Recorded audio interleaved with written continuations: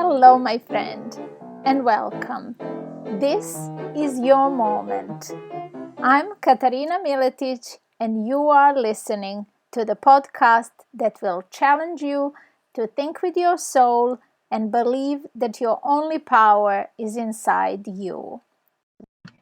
Hello. It would help if I put it on, wouldn't it? Sorry. Hello, Wendy. Hello. How are you? I'm good. How are you? I'm not bad at all. Yes, very, very good. So happy to see you this morning. Would you like to share some of your story as well? Okay. Well, Yeah. I am a breast cancer survivor. I did not have an upbringing in how to be healthy. My mom tried. She really did, but we just didn't know. And I had three women in our family that had cancer. And, it ran in the family, you know. We didn't know how to avoid it. We didn't really think about it. I had a terrible relationship with food. I was always yo-yo dieting, and I was just trying to figure out how to be healthy. And I figured the diets, they might teach me something. And I ended up self-medicating later in life because I just felt bad all the time. And like I would go to the bathroom when I would drink. So then I would drink more. And that wasn't healthy. I wasn't comfortable in my own skin. Like I just didn't feel good about myself. And then I got cancer. Even then, I didn't exactly change how I thought. But when my dad died, that really hit home hard. And my mom, what she was going through, it just really hit me hard. And I knew how blessed we were. I looked at her after my dad's funeral, and she just looked like she was surrounded by angels. And I just had that knowing that everything happens for a reason. It's not for us to know what that is, but it's for us to walk and figure it out, just to go through it, experience it, figure it out. And her biggest fear was to be left alone. And I was not gonna leave her. I was not going to be the cause of more pain. So it was like an instantaneous knowingness. Just I was gonna live. I was gonna be here for her. And I just quit trying to drive the boat. Like, this is where I think I should be. So I'm upset if I'm not there. I just started paying attention to whatever crossed our path.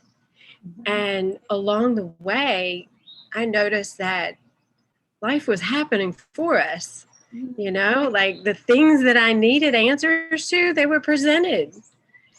And I went from having lymphedema, completely white, blown up from an anaphylactic reaction during surgery. So I was allergic to medicines. Not just did I have issues with food, I had issues with medications. They didn't work for me. I just didn't absorb them, thank God. But it left me after 2.5 years following absolutely everything my doctors were telling me that I needed to do. I was getting it done like a checklist. I was taking my accounting background and applying it to getting through cancer. And 2.5 years had just had enough. And I had come across holistic health. And the first seminar I went to, I still didn't jump right away because I was trying to figure out, I needed a guide. And then it hit me. I'm not going to find a guide. I'm going to have to just figure it out. So I went back to that seminar a second time. This time I took notes because what they were saying made more sense than anything else I'd ever heard in my entire life. And that health was so simple. Now it's different for everybody because we have different experiences, different, where we're at in life, how we eat, what we've been exposed to. It's all different, but the basics are so simple. Mhm. It's literally you got to reduce your exposure to all toxins as much as possible. You need to give your body what it needs and get rid of what it doesn't, because these vessels for our spirit and our soul, they know what to do. They're the most remarkable machine on this planet known to man. And they just know what to do. So if you give it what it needs, you help it do what it's designed to do, you're going to get healthy. You're going to feel better. You're going to improve. So I did that. I just followed that basic principle. I reduced all kinds of exposures. I cut out makeup, hair dye, and you don't have to go to this extreme, but I was in really bad shape. My GI tract wasn't functioning, and I had brain fog so bad I couldn't even remember my own phone number. So I did everything I possibly could. I eliminated everything. I went raw. I learned how to eat a salad for the first time in my life. I trained my taste buds to love broccoli. You know, I detox, I cleanse, I juice carrots until I literally turned orange. So I went from white to orange, which, you know, it's a better color. And I got rid of my lymphedema along the way. So, you know, they told me all kinds of things weren't possible. There's nothing you can do to heal your GI tract. There's nothing you could do to get rid of the lymphedema. It's permanent. Like all these things they were telling me that weren't possible, just by healing my body, following the toxicity deficiency, and knowing that I was going to figure it out. I did. And now I'm healthy. And I was able to take my experience and help my mom when she was diagnosed years later. Now, I didn't quite have it all figured out at that point because I was still, you know, on that cleansing, detoxing course, but she's still here. That is a lot to be grateful for. Such a fantastic story, Wendy. And I say fantastic as it just, I mean, it illustrates your spirit. It illustrates your faith. It illustrates how you can really, with your attitude, overcome any diagnosis. Like to completely restore your health. I mean, and to have it in your own hands, to be able to be in the driving seat of your life. It must be freeing, and I can see how you radiate, and that is what always attracted me to you, because you really embody this way of life, right? Yeah. And I love how you make that connection with that this is a spiritual journey, that we are on a spiritual journey. And often in life, I feel that that part of us is ignored because we are too much in our thoughts and in just this little space that we have here, instead of realizing the connection that we have, and that in the bigger picture, there is a place that we have, and there is a power inside us that we can reconnect, that can guide us. So I'm so happy that you are still with us and that your mom is still with us. And I want you to tell me a little bit more, if you will, about people who come to you for help. Because I know from a point of a friend that you're always there. And if we have any question about health, or our loved one is challenged in some way, like when I came to you to talk about my son and the functions of kidneys, and you absolutely unquestionably stopped everything that you were doing and gave me the time to share your information and your knowledge with me, which helped me greatly. So who do you feel called to serve? Well, I would like my overall big goal is to end the barbaric practices of mastectomies. I've had my gallbladder removed, I've had 2 ribs removed, and I've had double mastectomies, but where I rebuilt with my own body tissue.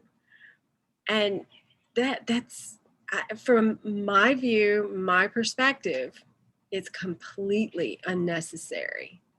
And even though I supposedly have that genetic marker, it's still unnecessary. And I just want to share health with people. It's not complicated. We're not taught this. And the information is out there. But I recognize how blessed that I was, that I not only had that ability to figure it out and research it and just let go and follow where I was guided. I healed my own body. I did the detoxes, I did the cleanses. And if I can save someone else any pain or time from having to figure that out, and some people may not, whether it's the time, the resources, the energy, the brain power, then I'm going to pay that forward to, the information is out there, but I feel that I was given that journey as a gift. I know what it takes to be healthy, and it's not a one size fits all. It's not a quick prescription, because when you heal the body, you're healing the entire body. So I just feel like this information was a gift, and it's meant to be shared. So for me, I feel called to help other survivors, help other, BRCA1 or genetic trait that says you're gonna get it. Well, I feel called to share what I know, if it can avoid them. Because I also had the perspective of looking at my mom's journey. Yes. Mine was more severe, and I didn't know any better. But with her, it was an outside perspective. So I got two views from this. I just want to share that information. And I also feel that just like life happens for us, that when people cross my path and they need that help, they're crossing my path because I'm meant to help them.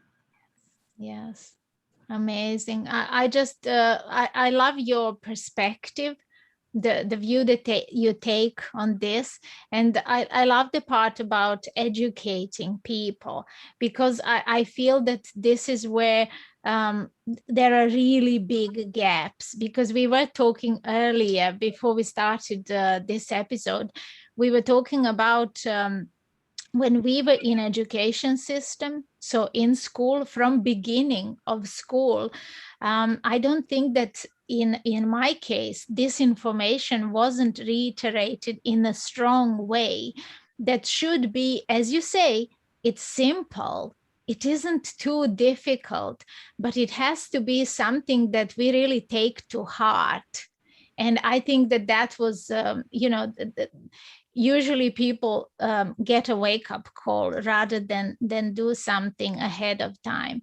Do you agree with this? And do you think that education is the way forward, like preventing it surely would be easier, like in your mom's case, easier to go through it if it does happen? Yes. Well, it's just like my view of the body, that this is a vessel for our spirit, and it's like a remarkable machine. From that perspective, we're giving everything we need in reality. Like in this world, everything that we need is provided for this body to function, because this is like an ecosystem where it just works together. It's so amazing in the design that all we need is already out there. The problem is that we've created an environment where food no longer gives us the nutrients. There's toxicities everywhere, toxins everywhere from plastics. Like all our great inventions have, another little downside that has impacted our health. So we have to detox. We need to get the fuel into our body. And, there's several different ways that can go about that. But what we were taught, well, at least what I was taught in school, in my opinion, was just a great marketing campaign. Right. Like I had the most fantastic doctors, but they're limited by their education. They're not really taught natural medicine. They're not taught, that that nature has provided what we need for pain relief, or to help inflammation, to help us function. And I think we should get back to that. And we do that by sharing. Yes. I mean, traditionally, that is where medicine surely came from. Like, I don't have the medical background, but I am sure that we were applying these healing herbs to the wounds and making balms and things that were healing. Any lacerations, any cuts, anything in life. And this is where medicine stepped in to save lives. But I feel that road has sort of, divided itself. And as you said, we forgot the natural way. I feel instead of benefiting from technology, we have punished ourselves and punished our health.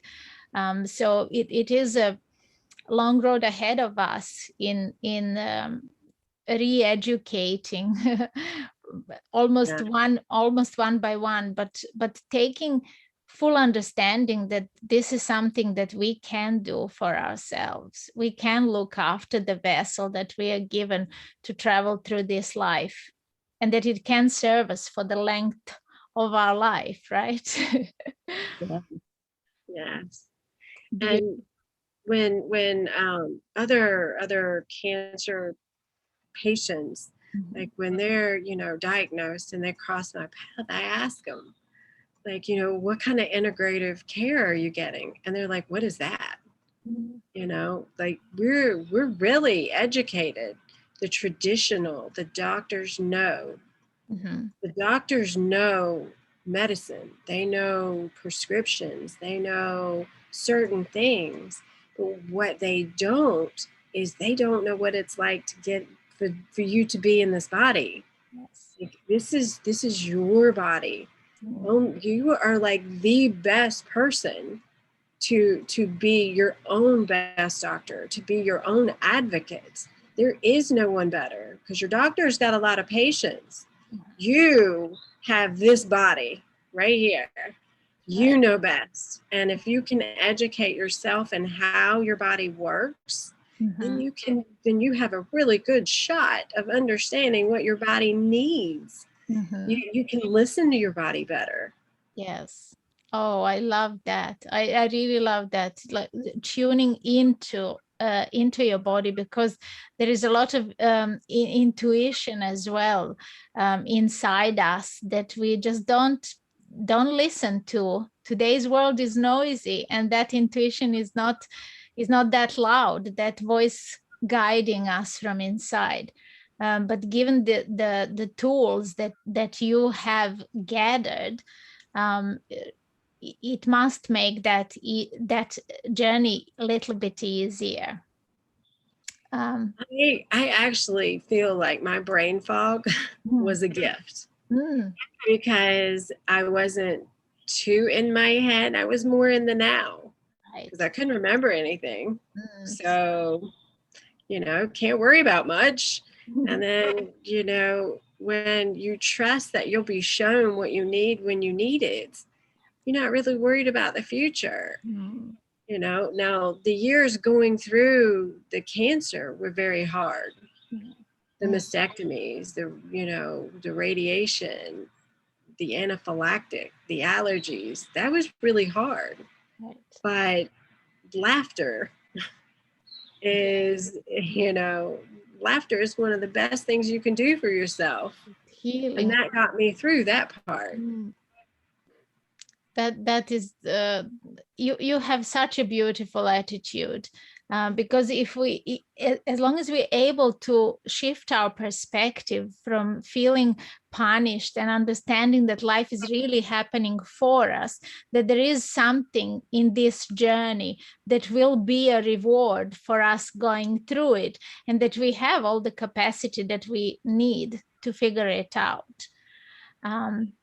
You reminded me again of my son when I told him, just he's saying, don't make me laugh, it really hurts, because he's feeling like sometimes pain in his middle, because we didn't know that he's living with one kidney, and that kidney was severely taking toll on some things. Like he wasn't taking any breaks, he was pushing hard, so he was doing things like his cycling, and then his work was really hard and demanding.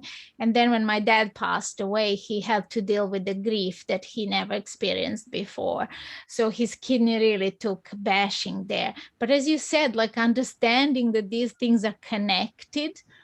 And we're a family who really appreciates humor. And my dad was somebody who always made us laugh. So we often remember him and talk about him. And we have a sense that he's still with us, that his spirit is here. So I would make a joke or something. And then my son says, oh, don't make me laugh. It really hurts, like when I have to laugh hard. But I said, but that is healing. That is surely a good sign. So you reminded me of that. My husband's such a cut up. His emotional home is laughing. Like he deals with stress by making jokes. So he was always laughing and trying to make us laugh. That is really good. See, there is something in laughter as well. Yes, and in smiling, in the positive attitude, and it isn't delusionally positive. It isn't coming from this perspective, oh, everything that happens in my life is going to be just happy times. No, we're challenged in the same way, but we just take on a different perspective and see, what can I learn from this? Where's the lesson and where's the blessing in this for me and for my journey, right? Yes. Amazing. Really lovely, Wendy, to talk with you. I want to invite you to send me your links so that I can offer the listeners opportunity to contact you directly, to have a little look into your world and to discover through you perhaps a little bit more about themselves and what they can do for their health as well. Do you offer people this like an educational service, even if they're not experiencing an illness at this present time? Oh yes, yes. I do work with some supplements that really helped me along the way. The technology is phenomenal, so I love to share that, and I love talking about this because of how much it's changed my life. And I do. Right now, I am in the process of launching a Facebook group to where I can bring this information to more women, so they can learn for themselves how to avoid what I went through. That it would be my ultimate goal, or to help them rebuild after they've gone through the challenges of cancer, the surgeries, all the treatments, that there is health on the other side. There is a great life afterwards, rebuilding your health, that it is possible. So that's where I'm at right now. And I am always looking to help other women So I love discovery calls where I can, get to know someone to see if it is a good fit to work together. Brilliant. So I make sure to put the relevant links that you send so people can contact you directly. And I love the idea that you are creating a community around this subject, because it really needs to become a movement. And yes, you have my full support and admiration in what you do. And I love the way that you shine. I love the way that you find time, not only for your friends, but for everyone who reaches out to you. And that is just beautiful to have a person like that in your life. It's so uplifting. And there are no words to thank you for being a guest here, and for sharing on this platform, because this is a platform that likes to highlight people precisely like you, who have a big mission in this world, and whose mission is to enlighten people, to help them have a beautiful quality of life while they're here, so they get to enjoy every single drop. I do hope to see you soon, Wendy, here. Thank you.